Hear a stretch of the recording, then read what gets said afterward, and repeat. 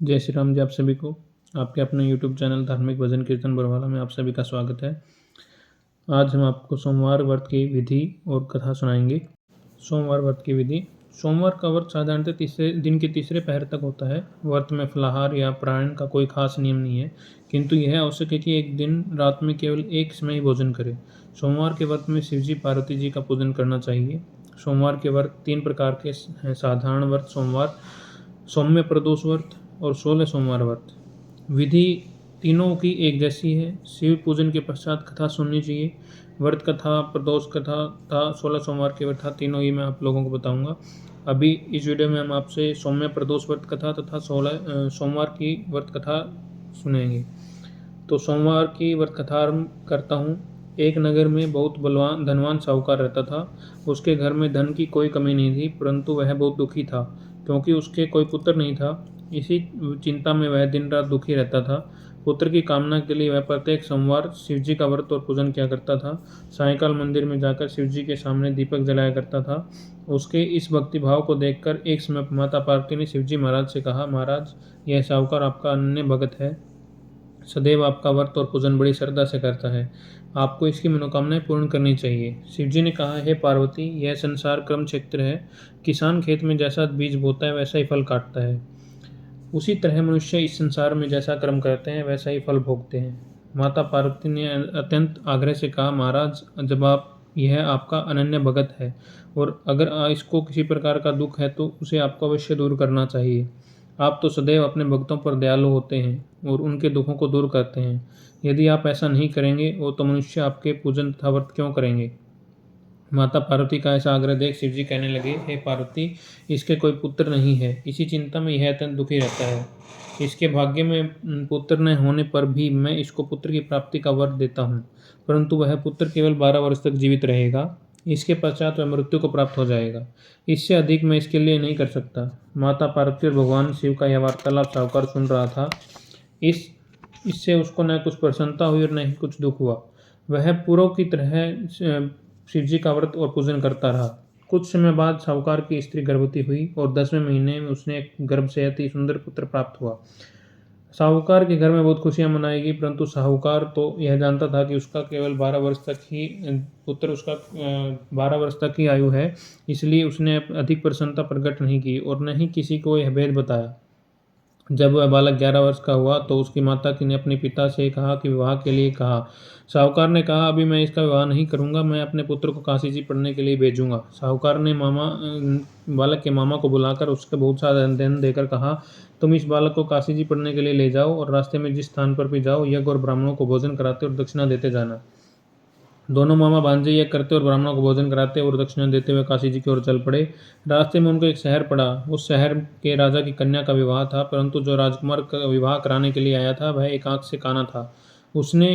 उसके पिता राजा को इस बात की बड़ी चिंता थी कि कहीं राजकुमार को देख राजकुमारी और उसके माता पिता विवाह की किसी प्रकार की अड़चन पैदा न कर दे। जब उसने अपने अति सुंदर सेठ के लड़के को देखा तो मन में विचार किया कि क्यों न द्वाचार के समय इस लड़के के सेवर का काम चलाया जाए। ऐसा मन में विचार कर राजकुमार के पिता ने उस लड़के और मामा से बात की। वे राजी हो गए। फिर उस साहूकार के लड़के को वर के कपड़े पहनाकर और घोड़े पर बैठाकर कन्या के द्वार पर ले गए। सभी प्रकार कार्य प्रसन्नता से पूर्ण हो गया। राजकुमार के पिता ने सोचा कि यदि विवाह कार्य भी इसी लड़के से करा लिया जाए तो क्या बुराई है। ऐसा विचार करके लड़के और उसके मामा ने कहा, यदि आप फेरों और कन्यादान के काम को भी करा दें तो आपकी बड़ी कृपया होगी। मैं इसके बदले आपको बहुत सारा धन दूंगा।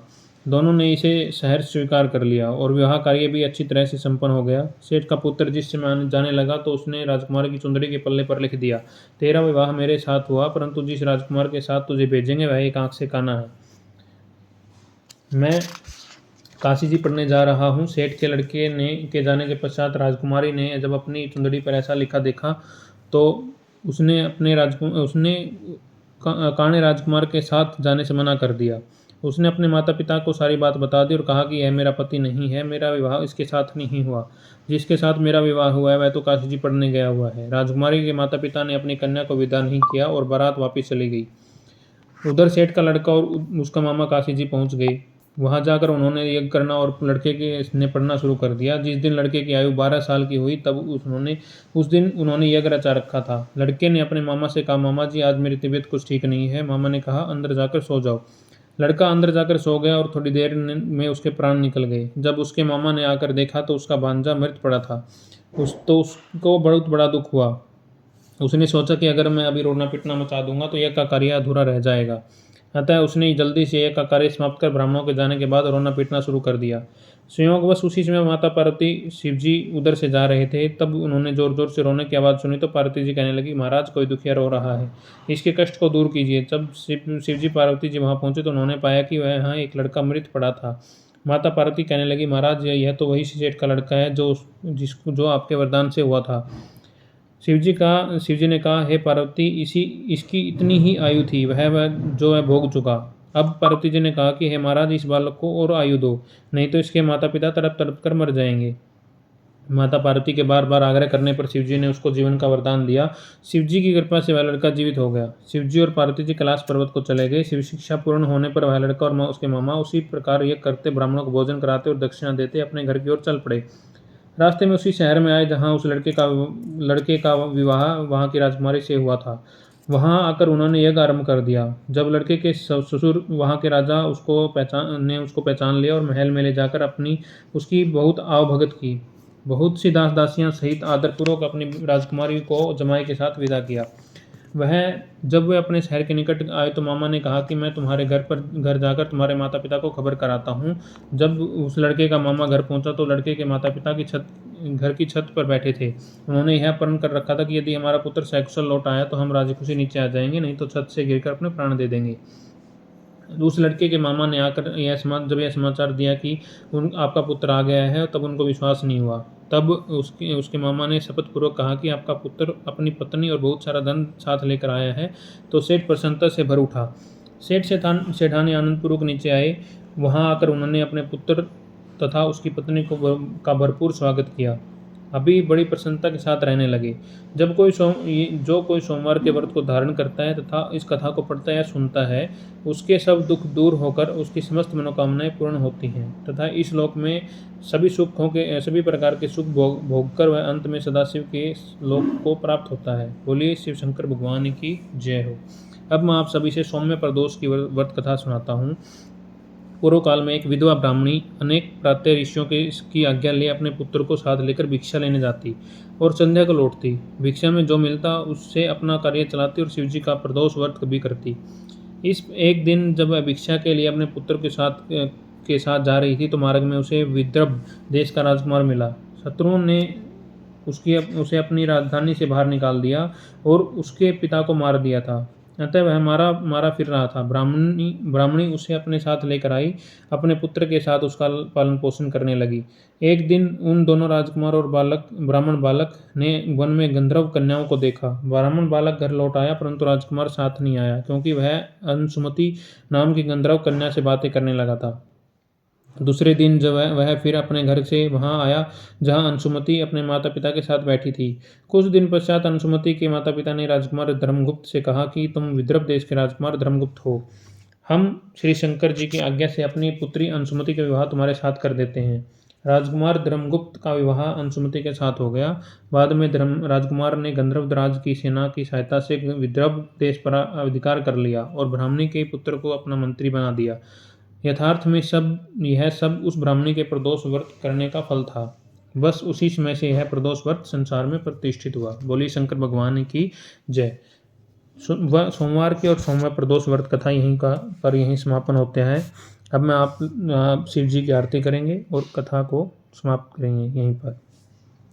ओम जय शिव ओमकारा, स्वामी जय शिव ओमकारा, ब्रह्मा विष्णु सदा शिव अर्धांगी धारा। ओम जय शिव ओमकारा, एकानन चतुरानन पंचानन राजे, स्वामी पंचानन राजे, हंसानन गरुड़ासन विश्वाहन साजे। ओम जय शिव ओमकारा, दो भुज चार चतुर भुज दस भुज अति सोहे, स्वामी दस भुज अति सोहे, तेरे गुण रूप निरखते त्रिभुवन जन मोहे। ओम जय शिव ओमकारा। अक्षमाला वनमाला मुंडमाला धारी स्वामी मुंडमाला धारी त्रिपुरारी कंसारी कलमा करमाला धारी। ओम जय शिव ओमकारा श्वेतांबर पीतांबर बागंबर अंगे स्वामी बागंबर अंगे शनकादिक गरुड़ादिक भूतादिक संगे। ओम जय शिव ओमकारा कर के मध्य कमंडल चक्र त्रिशूलधारी स्वामी चक्र त्रिशूलधारी जग करता जग भरता जग संहार करता। ओम जय शिव ओमकारा ब्रह्मा विष्णु सदा शिव जानते अविवेका स्वामी जानते अविवेका प्रणवाक्षर के मध्य ये तीनों एका। ओम जय शिव ओमकारा पर्वते सोहे पार्वती शंकर कैलासा स्वामी शंकर कैलासा भांगद तो का भोजन भस्मे में वासा। ओम जय शिव ओमकारा स्वामी जय शिव ओमकारा जटा में गंग बहत है गल मुंडन माला स्वामी गल मुंडन माला शेष नाग लिपटावत ओढ़त मृगमाला। ओम जय शिव ओमकारा काशी में विराजत विश्वनाथ नंदी ब्रह्मचारी स्वामी नंदी ब्रह्मचारी नित उठत दर्शन पावत महिमा अति भारी। ओम जय शिव ओमकारा त्रिगुण स्वामी जी की आरती जो कोई नर गावे स्वामी प्रेम सहित गावे कहत शिवानंद स्वामी मन वांछित फल पावे। ओम जय शिव ओमकारा। बोले शंकर भगवान की जय हो। आप सभी को कथा अच्छी लगी हो तो हमारे चैनल को लाइक करें सब्सक्राइब करें। आप सभी का धन्यवाद। भगवान सब शिव शंकर सबका भला करें। जय शिव शंकर भगवान की जय।